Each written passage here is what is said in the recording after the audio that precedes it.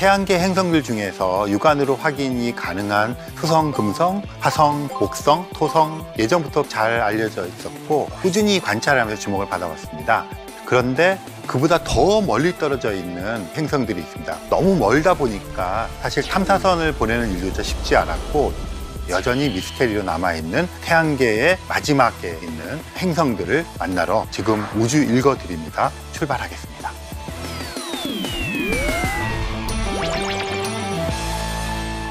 안녕하세요. 천문학 박사 이명현입니다. 처음에는 이게 혜성이라고 오해를 받을 만큼 희미했고 멀리 떨어져 있고 어쩌면 이렇게 추측 속에서만 소외되어 있는 행성들이 있습니다. 바로 태양계의 최외곽에 존재하는 천왕성과 해왕성입니다.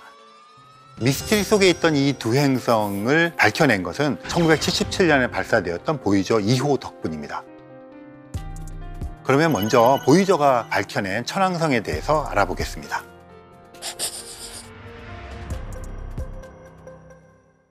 이 천왕성은 눈에 보이지 않는 천체인데요. 그래서 발견을 우리 눈으로 한 것이 아니라 망원경이라고 하는 도구를 통해서 발견된 첫 번째 행성입니다. 이 천왕성은 발견이 될 때의 에피소드가 좀 있는데요. 윌리엄 허셸이라고 하는 천문학자가 발견했습니다. 이분은 이제 원래 천문학자가 아니었고요. 음악을 하시는 분이었어요. 이제 취미로 천문학을 하고 있다가 나중에 이제 명성을 얻으면서 영국의 왕립천문대 대장도 하고 뭐 이러신 분인데요. 윌리엄 허셸이 당시로서는 세계에서 제일 큰 망원경을 만들게 됩니다. 그리고 그렇게 만든 망원경을 가지고 관측을 하는데 처음에 윌리엄 허셸의 관심사는 행성 발견이 아니었어요. 해성 발견이었습니다. 그래서 윌리엄 허셸의 여동생이 캐서린 허셸이라고 하는 사람이 있는데요. 평생을 오빠와 더불어서 관측을 했던 분입니다. 근데 여동생하고 윌리엄 허셸 두 사람이 어떤 작업을 했냐면 해성을 발견하고 싶은 거예요. 이제 해성을 발견하자면 이게 해성인지 아닌지를 알아야 되니까 별이 아닌 천체들의 목록을 만들기 시작했습니다. 그런 걸 하다 보니까 해성은 아닌 것 같은데 또 뭔가 이상한 천체들이 있다는 것을 알게 되었어요. 그렇게 해서 관측을 통해서 발견을 한 것이 천왕성입니다. 그래서 천왕성을 발견했는데 얘가 실제로는 태양 주위를 돌고 있는 행성이라는 것이 이제 밝혀지기 시작했어요. 그래서 이 윌리엄 허셸은 정말 그야말로 하루아침에 전 세계적으로 유명한 사람이 되어버렸던 것이죠. 이 천왕성은 눈에 보이지 않는 행성이기 때문에 관측을 통해서 밝혀진 행성이다 하는 것이 굉장히 다른 것이고요. 그 이후로도 천왕성에 대해서는 지상에 있는 망원경을 갖고 관측을 했지만 워낙 멀리 떨어져 있고 그랬기 때문에 겉모습만 보기 시작했고 어떤 천체인지를 전혀 알 길이 없었습니다. 그런데 1977년에 발사된 보이저 2호가 1986년 1월 무렵에 이제 천왕성에 근접 비행을 하게 되어요. 그러면서 사진을 막 찍습니다. 그렇게 관측을 해보니까 천왕성도 목성이나 토성과 마찬가지로 기체로 이루어져 있는 거대한 기체 행성이라는 것이 발견이 되었는데 그리고 목성과 토성의 특징 중에 하나가 폭풍 같은 게 있고 뭐 이런 것들인데 그런 것들이 상대적으로 좀 약한 것 같고 좀 밋밋합니다. 전체적으로.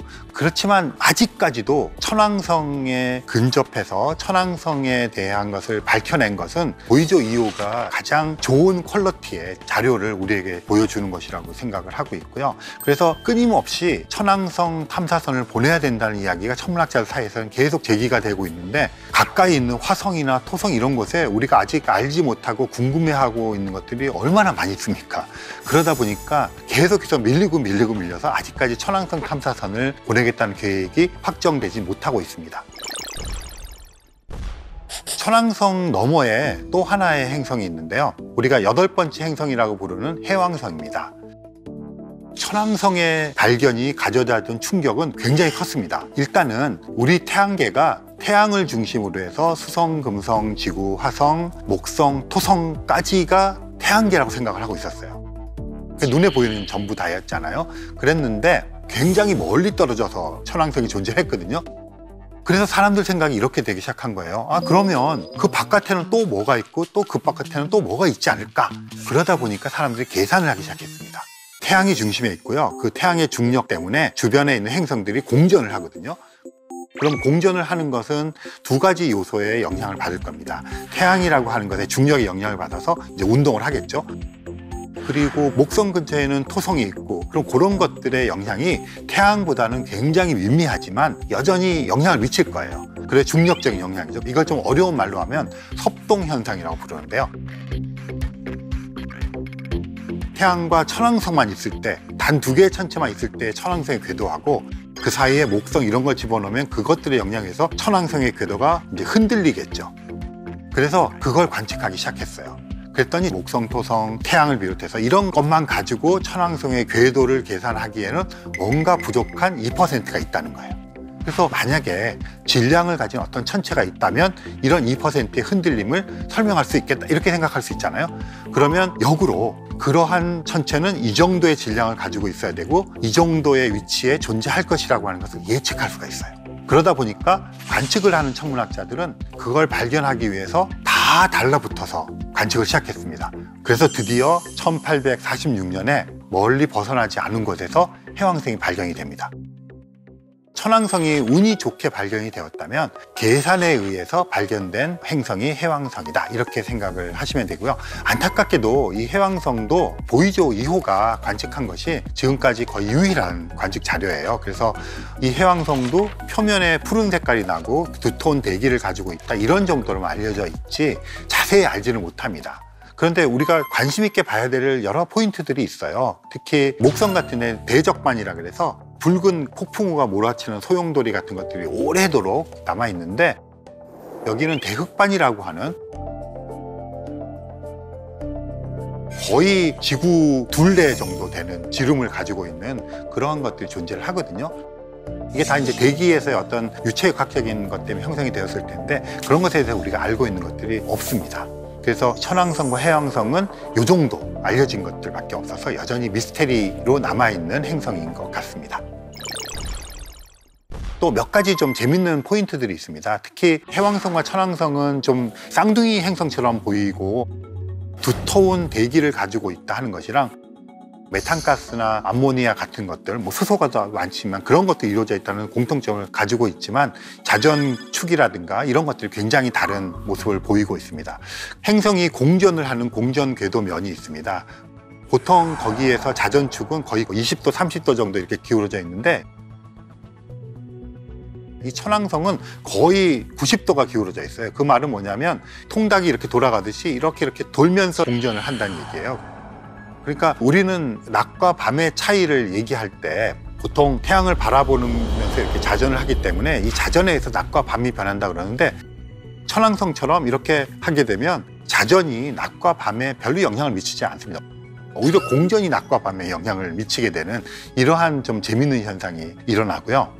천왕성이나 해왕성을 찍은 사진을 보면 이제 좀 푸른 색깔을 띠거든요. 그래서 어떤 분들은 이게 지구랑 비슷한 거 아닌가 이렇게 말씀을 하시는데 그렇지는 않습니다. 그러니까 지구가 푸르게 보이는 이유는 대부분 지구에 있는 푸른 바다빛 때문에 그렇게 보이는 경우가 많은데요. 해왕성이나 천왕성 같은 경우는 기체로 이루어져 있기 때문에 보이게 된 색깔에 대한 메커니즘은 전혀 다른 것이라고 생각하시면 될 것 같습니다.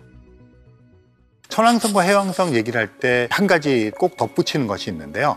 해왕성의 위성 중에서 트리톤이라고 하는 위성이 있어요.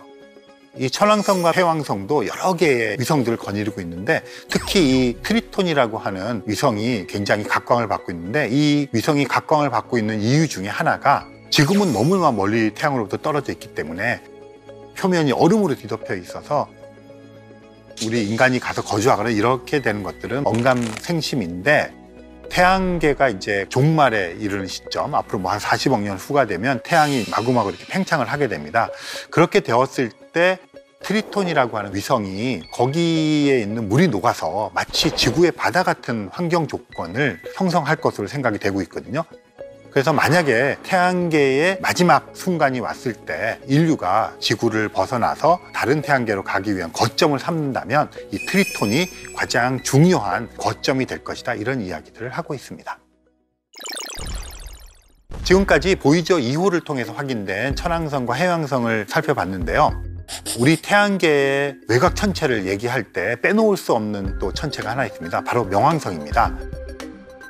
한때는 태양계의 9번째 행성으로 이름을 올렸었지만 지금은 이제 거기에서 물러나 있죠. 대체 어떤 이유인지 한번 살펴보도록 하겠습니다.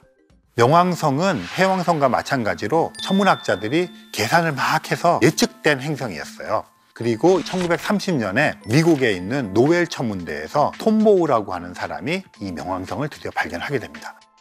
이게 몇 가지 의미를 갖습니다. 천왕성을 발견한 윌리엄 허셸, 해왕성을 발견한 천문학자들은 전부 유럽의 천문학자들입니다. 명왕성을 발견한 사람은 미국 사람이에요. 그리고 이제 1900년대가 넘어오면 천문학을 비롯해서 이제 거의 모든 학문들이 유럽 중심에서 미국 중심으로 넘어오기 시작하는 때잖아요. 그런데다가 9번째 행성인 명왕성을 미국 사람이 발견을 했어요. 미국으로서는 정말 경사가 난 거죠. 그런데 사실은 명왕성이 발견되자마자부터 천문학자들 사이에서는 논란이 생깁니다. 왜냐하면 가만히 보시면 태양이 있고요. 수성, 금성, 지구, 화성, 여기까지는 행성들이 다 작아요. 그리고 표면이 다 딱딱합니다. 이런 것들을 지구형 행성 이렇게 부르거든요. 그 다음에 있는 목성, 토성, 천왕성, 해왕성을 보시면 거대 기체 천체예요. 기체로 이어져 있고 큽니다. 그런데 그 다음에 발견된 행성을 보면 지구보다도 작은 또 딱딱한 암석질로 생겨있는 명왕성이라고 하는 게 발견이 된 거예요. 그러다 보니까 이걸 행성이라고 해야 되는가 하는 논쟁이 있었고요. 대부분의 행성들은 거의 원에 가까운 타원 궤도를 돌고 있습니다. 그리고 굉장히 얇은 평면에서 공전을 합니다. 그런데 명왕성은 정말 찌그러진 타원 궤도를 돌고 있어요. 거기서 그치는 것이 아니라 평면에서부터 많이 벗어난 식으로 궤도를 돌고 있습니다. 그러니까 우리가 익숙한 패턴에 맞지 않는 거죠. 그러니까 이런 조건들이 행성 지위에 부합되느냐 하는 것이 끊임없이 문제 제기가 되고 있었습니다. 그러다가 2000년대가 들어서면서 문제가 생기기 시작했습니다. 10번째 행성 후보들이 발견이 되기 시작했어요. 나중에 이리스라고 하는 이름으로 명명이 된 천체가 있는데요. 명왕성보다 더 바깥 궤도를 돌고 있어요. 더 이렇게 경사각이 큰 궤도를 돌고 있습니다. 그래서 얘를 10번째 행성이라고 해야 되는가 하는 것들을 고민하기 시작했죠. 그래서 2006년도에 국제천문연맹 회의가 열려서 이참에 행성이라고 하는 것의 조건을 한번 우리가 확립해보자. 이 세 가지 조건이 뭐냐면요. 행성의 조건 1번이 태양 주위를 공전하고 있을 것. 명왕성의 예를 들어볼게요. 공전합니다. 그러니까 조건이 만족되었어요. 두 번째 조건은 동그랄 것. 동그랗다는 얘기는 중력의 평형을 이룬다는 거거든요. 정력학적 평형 상태라고 부르는데 동그랄 것. 명왕성 동그랗습니다. 괜찮아요. 세 번째 조건이 주변에 있는 천체들을 압도할 것. 주변의 천체가 뭡니까? 위성들이잖아요. 지구에는 지구 크기의 4분의 1만한 달이 있어요. 그런데 지구와 달 사이에 질량 중심이라고 그러죠. 그 질량 중심이 지구 안에 있습니다. 그러니까 그런 거 이제 주변에 있는 천체를 압도한다는 얘기예요. 그런데 명왕성에 달이 5개가 있거든요. 근데 그 중에 이제 큰 달이 카론이라는 달이 있는데 명왕성과 카론과 다른 위성들 사이에 질량 중심 또는 무게 중심이라는 게 바깥에 있는 것이 발견이 되었어요. 그 말은 뭐냐면 그 질량 중심을 중심으로 주변 천체들이 같이 돈다는 거예요.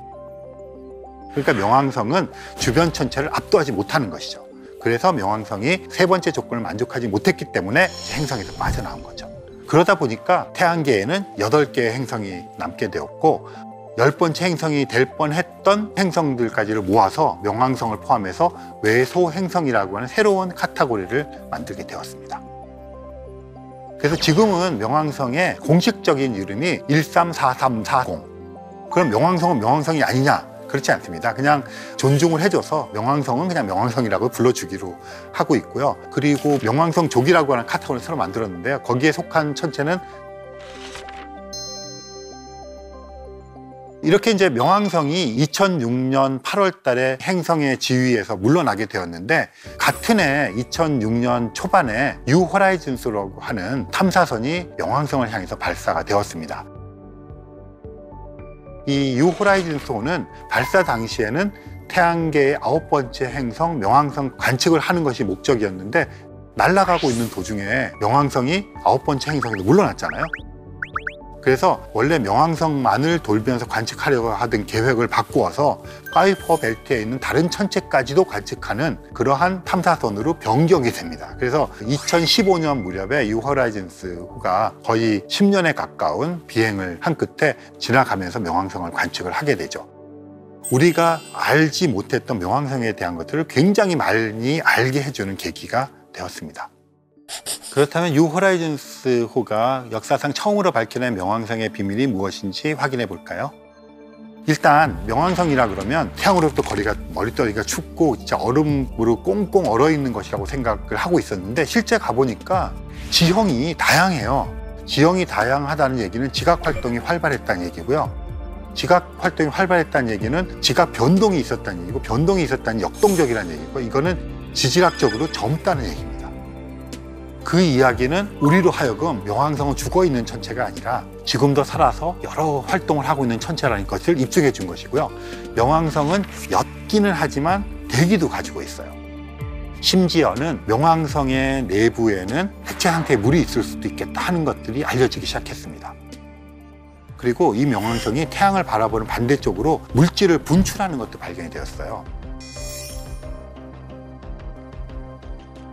어떤 천체가 태양을 바라보는 방향의 반대 방향으로 물질을 분출하는 천체를 우리가 해성이라고 부릅니다. 그래서 어떤 사람들은 명왕성은 해성이다 이렇게까지 말을 하기도 합니다. 그래서 이 명왕성은 사실은 행성이라고 불리워졌었다가 지금 외성행성이라고 분류가 되어 있고, 명왕성 종으로 분류가 되어 있고, 카이퍼 벨트 천체라고도 불리고, 이제는 해성이라고까지 불리는, 그래서 여러 가지로 우리에게 질문을 던집니다. 태양계 내에 있는 여러 천체들 우리가 편의에 의해서 그동안 알려진 것을 하고 분류를 해 놓았었는데, 이제는 명왕성에서 나타난 것처럼 조금 더 근본적인 특성을 바탕으로 천체들을 분류를 해야 되겠다, 그런 생각을 하게 만들어졌고요. 그 중심에 지금 명왕성이 존재를 하고 있습니다. 천왕성, 해왕성, 명왕성, 생각해보면 태양계의 끝자락에 있어서 좀 알 듯 모를 듯 이러한 천체로 남아있는데요. 보이즈호라든가 이 호라이즌스를 통해서 우리가 꽤 많은 것을 알아냈지만 여전히 다른 행성이나 위성에 비해서 많은 것을 알지 못하는 미지의 세계로 남아있고요. 아마도 몇십 년 내로는 태양계 외곽 천체들을 관측하는 탐사선을 보낼 때가 올 것이라고 생각하고요. 그때가 되면 오늘 우리가 이야기한 것에 뭐 1000배, 10,000배가 되는 훨씬 더 흥미로운 사실들을 우리가 알게 될 것이라고 생각합니다.